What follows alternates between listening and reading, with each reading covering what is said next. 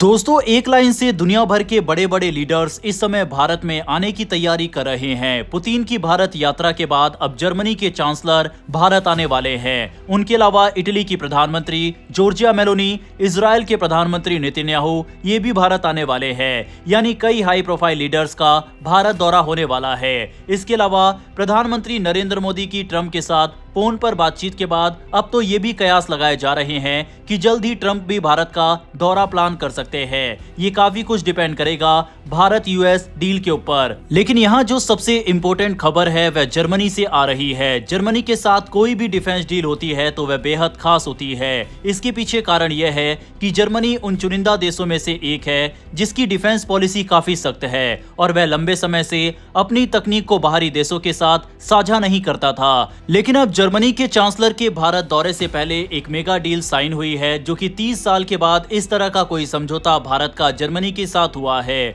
भारत और जर्मनी के बीच रक्षा सहयोग में एक बड़ा मोड़ उस समय देखने को मिला जब दोनों देशों ने मिलकर हेलीकॉप्टर के लिए ऑब्स्टेकल अवॉइडेंस सिस्टम यानी OS बनाने का फैसला किया। यह समझौता HAL और जर्मनी की प्रमुख रक्षा कंपनी हैंसोल्ट के बीच साइन हुआ। ये डील इसलिए भी खास है क्योंकि इसमें असली तकनीक भारत को दी जाएगी, जिसे तकनीकी भाषा में ट्रांसफर ऑफ टेक्नोलॉजी कहा जाता है। इस तरह का बड़ा और गहरा तकनीकी सहयोग भारत और जर्मनी के बीच लगभग 3 दशक बाद हो रहा है। इस सिस्टम का सबसे महत्वपूर्ण हिस्सा लिडार तकनीक है। साधारण भाषा में कहे तो लिडार एक ऐसी लेजर आधारित तकनीक है जो अपने आसपास मौजूद हर वस्तु को स्कैन करके उसकी दूरी, ऊंचाई और दिशा का 3D मैप तैयार करती है। ये तकनीक हेलीकॉप्टर को उड़ान के दौरान बिजली के तारों, ऊंचे टावरों, केबल लाइनों और पेड़ों जैसी बाधाओं के बारे में पहले ही चेतावनी दे देती है। कम ऊंचाई पर उड़ने वाले हेलीकॉप्टरों के लिए यही खतरा सबसे बड़े माने जाते हैं और दुनिया भर में हुए कई हादसे इन्हीं कारणों से हुए हैं। इसीलिए ये सिस्टम पायलटों की सुरक्षा के लिए गेम चेंजर माना जा रहा है।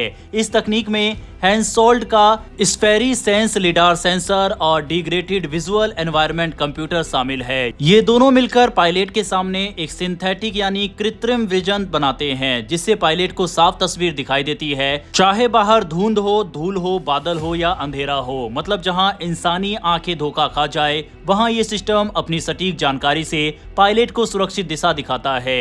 इससे हेलीकॉप्टर के जमीन या किसी बाधा से टकराने की संभावना काफी कम हो जाती है। इस समझौते की सबसे खास बात यह है कि HAL न केवल इस सिस्टम को भारत में बनाएगी बल्कि उसे इंटीग्रेट, सप्लाई और मेंटेन भी करेगी। इसके अलावा भारत को इसका एक्सपोर्ट राइट भी मिला है, जिसका मतलब है कि भविष्य में भारत इस सिस्टम को दूसरे देशों को बेच भी सकता है। ये वास्तव में एक बड़ा कदम है क्योंकि इससे भारत उन कुछ देशों की श्रेणी में शामिल हो जाएगा जिनके पास खुद के लिडार आधारित हेलीकॉप्टर सुरक्षा सिस्टम बनाने की क्षमता है। भारतीय रक्षा उद्योग के लिए ये आत्मनिर्भरता और अंतर्राष्ट्रीय बाजार दोनों में बड़ा और सकारात्मक प्रभाव डाल सकता है। अगर इतिहास पर नजर डाले तो भारत और जर्मनी के बीच इतना बड़ा रक्षा सहयोग बहुत समय बाद हुआ है। पिछली बार 1980 के दशक में जर्मनी ने भारत की शिशुमार क्लास पनडुब्बियां बनाई थी। इसके अलावा डॉर्नियर विमान भी जर्मन मूल का है। अब इतने सालों बाद फिर से वैसे ही गहराई वाला सहयोग शुरू हुआ है, जो आने वाले समय में दोनों देशों के रिश्तों को और मजबूत करेगा।